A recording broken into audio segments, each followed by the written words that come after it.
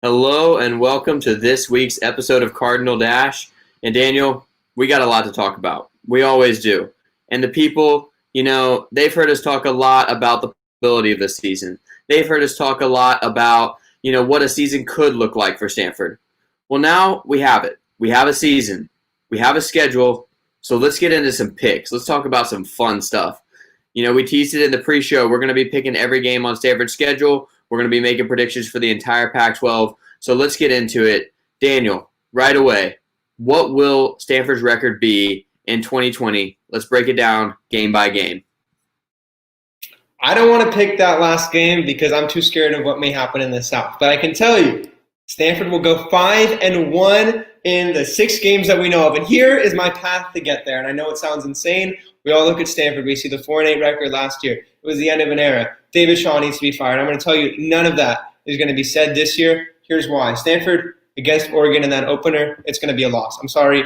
Stanford's just not there right now this year. Haven't had the preseason. But every other game on their schedule is going to be a win. And we'll go through it a little bit more, but my path is here. Colorado and Washington State, both at home. I think those are 2 must-win games, obviously, but 2 games that Stanford will win, that they should be favored in, that they can get the job done in. Then going up to Cal. Honestly, not sure about that game. It's just a gut pick because I think these 2 teams are too close right now to be able to really tell the difference between them. So I don't know, but I'll give the edge to Stanford because for the first time in really 10 years, teams are really that close. We don't know. And then with a lot of momentum going up to Washington, a team they beat last year, not going to have fans in the stadium. Going to win that game too, and then you know what? Finishing the season off against Oregon State, another dub. 5-1 Stanford.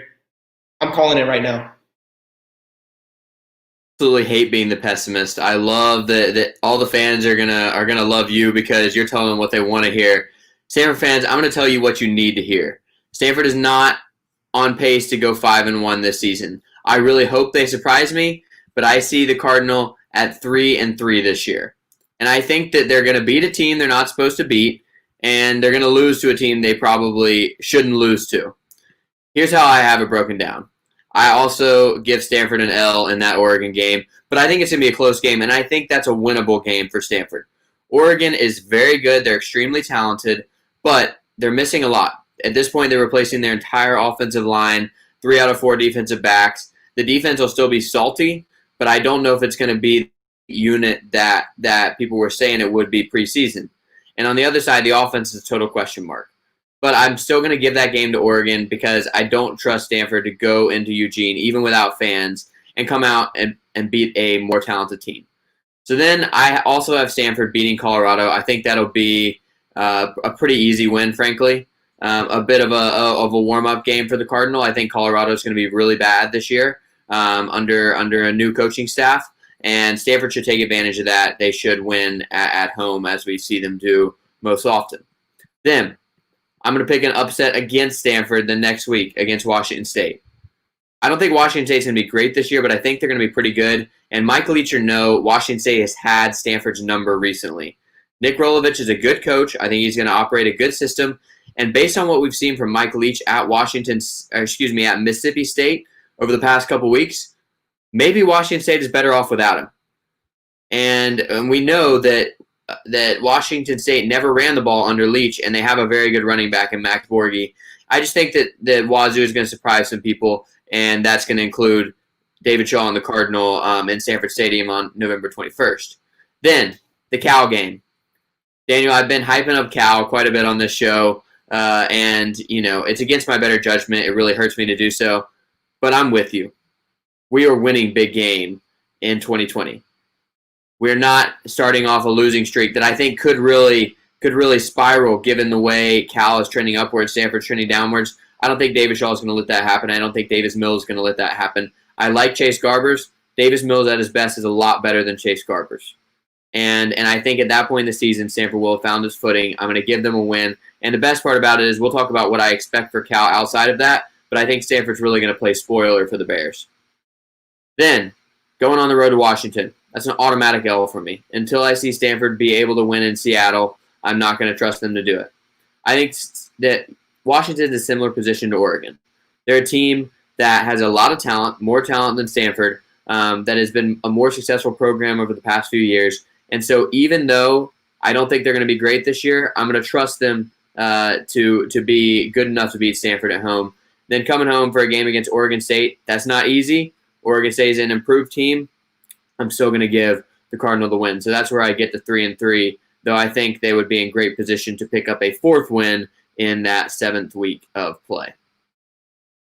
So I'm disagreeing in the two places. We know where those are. I don't see Stanford losing to Washington State. I just don't. I think there's too much that is new there. I don't necessarily think Mike Leach was the best for them, but I can't say that Nick Rolovich will be that much better.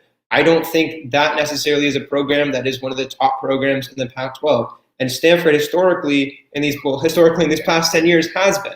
And I think Stanford still has that edge for me, especially in Stanford Stadium. And then your point about going up to Washington is completely valid.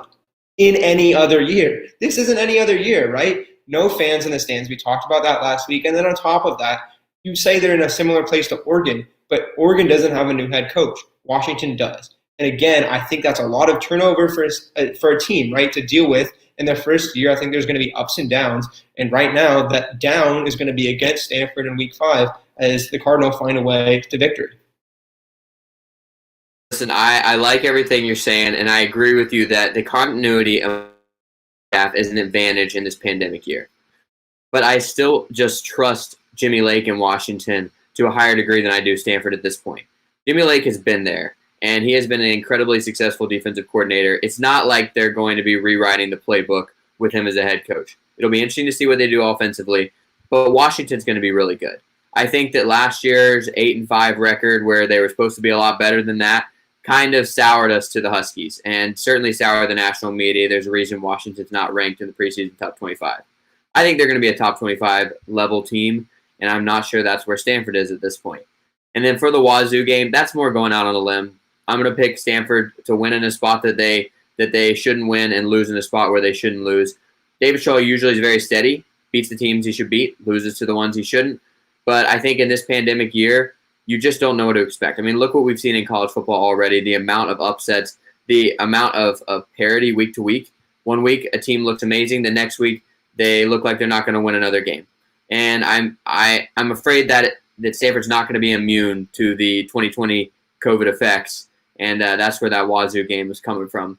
But I do think, to me, the upside is more on the good side, not the bad side for the Cardinal.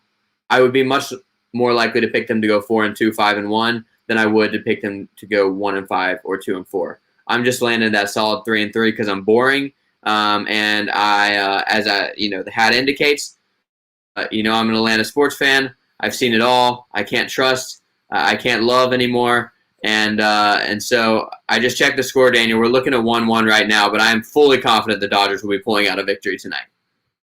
Actually, Austin Riley just hit a home run. So Dodgers down 2-1 at the moment. A little bit of an issue there. But I think, and I totally agree with you, that Stanford is more likely to end on that 5-1, 4-2 side. There's a lot to trust in this team. And I do think Stanford, out of all of the craziness, is in a really good spot. I wrote about it for the Daily. I said Davis Mills is the perfect quarterback for the situation because he's so calm and collected. And I think that permeates to the entire team, and especially in the coaching staff. Just a very well put together staff and a team that believes, right? This is still a team that says its mission this year is to go out and win the conference, hope to get to a Rose Bowl, right? They're still a team that believes that they're the class of the Pac-12 and that every game is winnable. And that, as you said, David Shaw is known to win the games he's expected to win. This team expects to win every single game. And that's why I think they go out and really perform much higher than the national media or even local media has expected them to this season. I definitely hope that's going to be the case. And I think your piece in the Daily really highlights the key reason why Stanford has more upside than most teams. It is Davis Mills. Davis Mills was ranked ahead of Tua Tagovailoa in the recruiting rankings. And yes, recruiting rankings don't mean everything, but he played in Georgia high school football where there is a lot of talent, and he was able to succeed at an incredibly high level. And so there's something there. And we saw it in flashes last season. There's a chance he could break out and become the Pac-12's best quarterback. If that is the case, then Stanford is going to be trending towards that 5-1 season you're predicting. But I did see too much inconsistency from Davis Mills last season, so I'm thinking he's more of a above average, like number 3 quarterback in the Pac-12, number 4 quarterback in the Pac-12, And I don't know if Stanford has enough talent to take that level of quarterback play to anything better than 3-3 or 4-2 kind of record. But now we've talked a lot about Stanford. Let's talk about the conference as a whole. The Conference of Champions that has been so far from a championship for a really long time. But this year, I think the Pac-12 should be better. It really should. And I think it's going to be fun no matter what. We're going to get a lot of competitive games across the West Coast. So, Daniel, let's make our predictions for the Pac-12. Let's break it down team by team. Is Cal going 0-6 in 2020 or just 1-5? And then, more importantly, who wins the North? Who wins the South? And we can do this either way. We can go team by team. We can pick our champions first. But I say let's show everybody our champions, then run it through in order from top to bottom in each division. Well, you know what I can tell you, King? Pac-12 going undefeated in non-conference play this year. But on a more serious note, I have Oregon winning the North. Not really a surprise there. I actually do have them losing a game. We'll get into that a little bit later. But I have them winning, going 5-1 and winning on the tiebreaker. And then in the South, again, a pretty much a paper pick. I have USC as a champion there. I really like what they have going on. A lot of good there going on, and I think they're going to win the South as well. Oh, I hate this. Oh my God, I hate disagreeing. Or excuse me, I hate agreeing. I would much rather disagree, but I can't. It is going to be Oregon, USC in the Pac-12 championship game, and we'll see what kind of records we give each one of those teams. I've got them both at 5-1. And we'll make our picks for the Pac-12 championship at the end of this segment. But I think that those two teams are the clear class of the conference. And it really begins and ends with talent. And particularly in USC's case, I'm betting on talent at the quarterback position, at the wide receiver position. I'm betting on USC to have one of the best offenses in the country and a hopefully improved defense. And on Oregon's side, I'm betting on the recruiting that Mario Cristobal has done over the past few years at the program turnover that he has been able to institute, because he's got a roster that can hang in the SEC. It can hang in the Big Ten. And so it can certainly hang in the Pac-12. He's built it up with a bunch of beefy guys, a bunch of fast guys on defense, and that's really going to shine through in this year where, frankly, game plans are going to be thrown out the window. There's less time for preparation, and so talent is going to win through. But then, Daniel, all right, let's start off with the North. Run it through from Oregon to the bottom, which if it's not Cal, go ahead and log off the show. Oregon, and then I have Stanford, 5-1, as we've talked about, finishing that 2 slot. Cal, okay, I have Cal beating Oregon, so I'm giving Oregon, that's their one loss, but Cal also is going to have a loss to, I forget what I said here, but wins against Washington, Oregon State, Oregon, and Washington State. Next, down the line, I got Washington, 3-3. I'm just not with you that they're going to rebound as much as people may think. I think, especially in this year against the North, which I think is going to be very competitive this year, it's going to be tough. Washington State at 1-5, and although I saw a lot of good out of Oregon State last year, going through the games, picking them all, I still have them at 0-6, and that's really not where they're at as a program. But I just think this year in particular is going to be so tough. That when I was going through and picking every game on the schedule, the teams that you want to see succeed, it's really hard to find W's in a conference-only schedule. And particularly, I think, in the North. I think the North is significantly stronger as a division than the South. And so a team like Oregon State, a team like Washington State, and potentially a team like Stanford or Cal or Washington, if they don't succeed to the level we expect them to, you can get lost and all of a sudden things start to spiral and you're 1-5. But here is my breakdown. I've got Oregon at 5-1. And just like you, the lone loss is at Cal. That has not been a friendly place to Oregon or any other Pac-12 contender over the past few years. And it's not because of the fans, so that's not going to be a factor this year. And I think that Cal, as I've said, is going to be a good team, and that's going to be a tough road matchup for the Ducks. I believe it's on a Friday night, too. Cal, I've got at 4-2. I've got them with losses to Arizona State and, of course, the big game loss.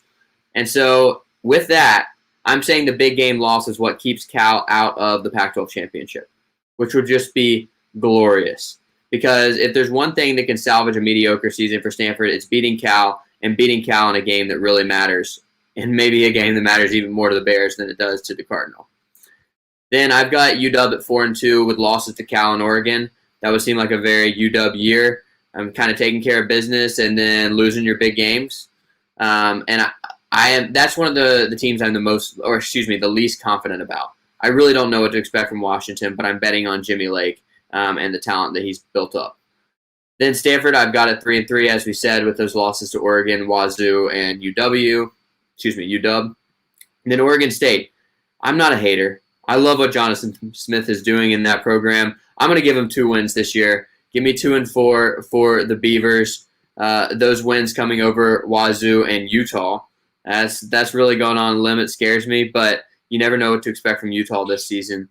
And Oregon State, they were very good on offense last year. There's turnover on that side of the ball, but the defense, there's a lot of continuity, and they improved drastically last season. I'm thinking that Oregon State's actually going to have an above-average defense, which that would just be a revelation for them. Then Washington State, I've got at 1-5 with the only win over Stanford. That's just the kind of year it's going to be. I think Washington State's going to be good, and I think they're going to get somebody, but you got to pick the losses somewhere, and I think a lot are going to fall on Nick Rolovich's squad. But now, Daniel, run through the South for me so we can see where our USC hate can begin. So at 2, I got Utah 4-2. Got losses to UCLA and USC. I think they're going to be a lot better than. It's kind of complicated. I don't know necessarily what to think of them. Some people are hating, some people are loving. I think it's going to be in between. I think it's a 4-2 season. I think that's fair. Arizona State, I have them losing to Cal, just like you, and then also to USC in that opener. That's where I get to 2, and then rather beating Cal. I'm so sorry. And then Colorado 2-4, going to get wins against UCLA and Arizona, but that's where it stops. Arizona 1-5. Only win there is against UCLA. UCLA 1-5. Only win against Utah. So South is going to be a little bit of a mess. I don't know necessarily what to think all around, but it's going to be fun to watch, and I think that's really what we need this year in the Pac-12, especially. Will he survive if he goes 1-5 in this strange season? You're probably right, and so UCLA fans may be rooting for that at this point. But mine looks a little different on this side of the bracket. I got USC at 5-1, lone loss at Utah. That would kind of be a revenge for last season, where USC kept Utah out of true playoff contention. This year, they do the reverse, and USC's lone loss is in Salt Lake City. Then I've got Utah at 4-2, losses to Oregon State and UCLA. That's just crazy when I say that out loud, but once again, going to be a weird year. And Utah is in that Washington and Oregon camp. I don't really know what to expect from them this season. There's a lot of turnover, but I trust Kyle Whittingham and his program that they're going to put a good product on the field, particularly defensively, and they are always going to be good at home, even without those fans, because it is a weird place to play. Then Arizona State, I love Jaden Daniels. I think they're going to go 4-2, losses to USC and Utah. And I really do think that if Arizona State can upset USC in that opening week 9 a.m. kickoff, it could be a different story for that Pac-12 South race. I mean, Arizona State can kind of grab control of it right away, and the rest of the schedule is pretty manageable. So I could definitely see the Sun Devils being a sleeper. Then UCLA, I've got a little more optimism about Dorian Thompson-Robinson. I saw how motivated he is with his shout-out of Dash Sports. You can check that out on his Instagram. You could tell he wants to have a great season. You could tell that this is a UCLA team that has been facing a lot of disrespect over the past few years, and I think they climb out of that with this one. With 3-3 season, losses to Oregon, Arizona State, and USC. So, of course, that's probably the 3 biggest games on the schedule. Bruins fans might not be happy with that anyway. Then Arizona, I got 1-5. They're going to have a good offense. They're going to have a terrible defense, and this year I don't think that's enough. Colorado, I don't see anything here. I'm going 0-6. Go ahead and push me to 0-7 overall. I just don't see the Buffaloes being any good at all. I don't know what I'm supposed to like about this team. Last year, you could at least like Laviska Shenault. You could at least like some experience at the QB position with Steven Montez. There's none of that this year. And so I think it's going to be a rough first year for Carl Dorrell, one of the weirdest hires that I have certainly seen in the past few seasons. So, Daniel, with that, what is your pick for the Pac-12 championship game? Here, Oregon against USC. I don't even know what to think. This year is going to be crazy if we get all the way to that point. Wow. I'll take USC's offense. I'll take USC's offense in this and bet on their defense with Todd Orlando and say that they can pull it out. But honestly, this game is a toss-up for me if they both get there. Would be a total toss-up, similar to last year's Pac-12 title game. And I think that Oregon's not going to do it 2 years in a row. I really like the defense that Mario Cristobal has built there, but I don't think their offense is going to be on USC's level. And if there's one side of the ball that I trust for any team in the Pac-12, it's USC's offense. So please don't disappoint me, Graham Harrell and Keaton Slovis and everybody else on that Trojan side. If you're not going to play Stanford this year, then I'm happy for USC to find some success. And I think they're going to be a really fun team to watch. I think that that the out of the college football playoff, because I think a team is going to have to go 7-0, and I don't think that's happening. But I think it's going to be a really fun and engaging season. I think both USC and Oregon should be close to top 10 teams meeting on that last Friday of the regular season. Would be a really fun game. I'm betting on Slovis as Pac-12 most outstanding player. I'm betting on USC to win that Pac-12 championship game.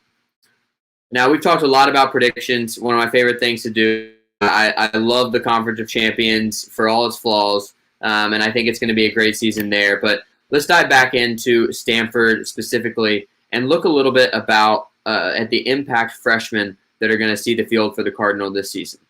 We've had a lot of departures, a few opt-outs. Stanford's roster needs some help, but the class of 2020 is here to do it. This class finished 21st nationally and 3rd in the Pac-12, according to 247sports.com. You got some top-end talent. You got some depth. But, Daniel, who are going to be the most impactful Stanford freshmen in 2020? And this is a tough one, right? We have a massive class coming in. 28 freshmen are coming in. That's ridiculous. Honestly, Stanford doesn't have classes that big. So that's going to be a lot. And this is a class that's had to get acclimated in a super weird way. They've had classroom time, they're calling it, right, on Zoom, where they're meeting with their coaches and they're going over plays. They're talking everything through. They're getting mentally engaged. But physically, I don't know if they're going to be there. They've had all the workouts through over the summer, everything on your own. So it's really going to be up to them. So that's what I'm going to look to for this stage is who is motivated as a freshman, one, and two, which positions is there really in need at. And the first I'm going to look at is Miles Hinton. 5-star offensive tackle, played at Greater Atlanta Christian with the same program as Davis Mills. Really, really talented guy. And Stanford has talked about, the coaches have talked about this year, wanting to rotate a little bit more on the offensive line. They expect people to really push for playing time, whereas last year it was injuries pushing people into spots. This year it's going to be based on effort. It's going to be based on practice. Another guy I'm going to look at is Alakai Gilman, 4-star safety from Punahou, committed to Washington State originally, then came to Stanford, saw his tape, really great closing speed, and able to tackle in space. A little bit smaller, but I think especially at that safety position, there's a little bit of a need there for Stanford. And then of course, John Humphreys, 6'5", really, really talented wide receiver. David Shaw said he's the most underrated wide receiver in the nation. I think this guy's going to be really good. David Shaw compared him to his old teammate, Ed McCaffrey. This is going to be a very talented guy, and he's already had work in with Davis Mills. They were down in L.A., along with Bryce Farrell, another freshman, and a bunch of other older wide receivers working in the offseason. So he has a little bit of familiarity with his quarterback, and I expect him to be able to step in a little bit. But I do think that room is going to be crowded, that wide receiver room. So I don't think he'll be able to necessarily do as much as he could just because there's so many guys in front of him, but I do expect a lot out of him when he sees the field. That he could bust out of that crowded wide receiver room is perhaps even wide receiver one. I mean, I love a lot of the guys in that room already, like Semi Fehoko, like Michael Wilson, like Connor Weddington. I'm not saying John Humphreys is going to be the best of that group, but I certainly think he's going to challenge for that position, and he may be the top red zone target. We know David Shaw loves nothing more than throwing fades to tall, athletic wide receivers, and John Humphreys fits that. He could play the role of the next J.J. Arcega-Whiteside. We'll see if he's ready for that. I think over the course of his Cardinal career he will be, but I expect that he's going to be catching quite a few touchdowns in his true freshman season. And I think there's going to be a lot to go around, frankly, because Stanford should be throwing the ball quite a bit. Now, otherwise, you got to agree with Miles Hinton. He is the most talented recruit in Stanford's class, And we don't know for sure what that offensive line is going to look like. I think there's a lot of depth there, but he should break out of that crowded room as well. Because frankly, when you got size like that, 6'6", 308, I mean, you can push people around, and I think you can really make your presence felt in a way that smaller offensive linemen can't. Other guy I'm looking at is Aiden Hector. He's a top 15 cornerback recruit in the country, and that's a position where Stanford has a bit of a need. I think we're going to see Stanford have to rely a little bit on some of these younger defensive backs at multiple positions. You mentioned the safety position as well. They're going to be pushed into action early. That's going to be tough against some of the better passing offenses in the Pac-12. But I think it's going to be important nonetheless. And otherwise, I think you got a lot of offensive linemen and defensive backs as well below those guys who are going to potentially be pushing the rotation. I mean, nobody really thought Walter Rouse would be a star on the offensive line for Stanford last season, but he was able to do that because he came in and outworked the prognosticators' expectations for him, and really turned into much closer to a Walker Little than what people expected. And I think he's gonna, we're gonna see somebody else do the same this season. Yeah, definitely. And I want to talk about Walter Rouse because last year listed at 291 up to 312. That's massive. And coaches have talked about so much already how a lot of these freshmen have come in, especially on the offensive line, with completely reworked bodies. They're gaining 21 pounds. That's ridiculous. That's absurd. So they've talked about how much these freshmen and now sophomores have matured and just are completely different players. And that's really what David Shaw has been stressing in the media availability so far, right? We haven't actually seen any of these people play, the freshmen. We've seen their high school tape. We haven't been able to go to any of their practice. We're relying on the coaches and what little availability they have. Really thankful that they have that, but we're relying on what they say. And they say these guys are just completely reworked. Branson Bragg, right tackle, played one game last year, got hurt. Healthy now, also up from 286 pounds to 310. So these are guys that are going to contribute so much. And as we talk about, like, usually for Stanford, you redshirt your freshman year. That's just what's done. And then by the time you're a sophomore, that's really when your first year starts. So these are guys who are going to get into that position. And I see them as like faux freshmen, right? Finally getting to be in their way. And those are guys I'm going to really highlight this year. First of all, Daniel, good catch. Aiden Hector will not be enrolling with the Stanford freshman class. His scholarship offer was rescinded. It's one of those deals we've talked a lot about. Is it harder to recruit to Stanford than other schools? Yes, it is. You run into some of these problems where somebody is not able to make it academically, and then all of a sudden they're not on the field. But otherwise, other guys behind him at the quarterback position, Brandon Jones, Amari Porter, these are guys that are probably going to be pushing in the rotation with Paulson Adebo opting out. But you're exactly right. I think the real people to look for are those redshirt freshmen. Of course, we don't call them that at Stanford. They're just sophomores, and eventually they'll just be fifth years. But those guys have had the chance to see the Stanford system and to get work with Stanford strength and conditioning coaches. And I think that's going to make a huge difference when the true freshmen have not gotten that opportunity to work out with the rest of the team. But I think the real question for Stanford this year is, are they going to have the depth to withstand the kind of injuries they faced last season? And that's where this freshman class is going to come in the most important.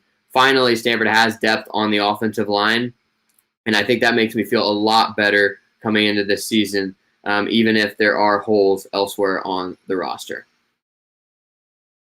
But that's going to pretty much do it for us this week. But Daniel, have you seen the score of the Braves-Dodgers game? I have. It's not looking good. In fact, it's looking really bad. We're down to our last two strikes. But I trust our guys in the series. It's 7 games, potentially back-to-back, no days off. Dodgers are going to take it. You know what? I told you I have no confidence in the Braves to actually succeed in the postseason, but it's a good start. It's a very good start. And LA's had enough. They had the Lakers. That was just a wonderful moment. And that's all they're getting this year. I think that if it's not the Braves, it'll be the Rays who do it to the Dodgers because they are incapable of winning a World Series. But anyway, that's going to do it for us here at Cardinal Dash.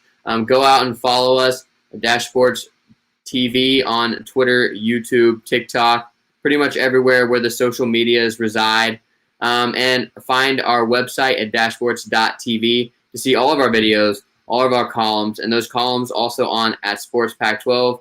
And find everything on Sports Pac-12. If you're looking for great coverage of the Conference of Champions, that's a great place to go, including columns from this guy over here, Daniel Martinez-Krams.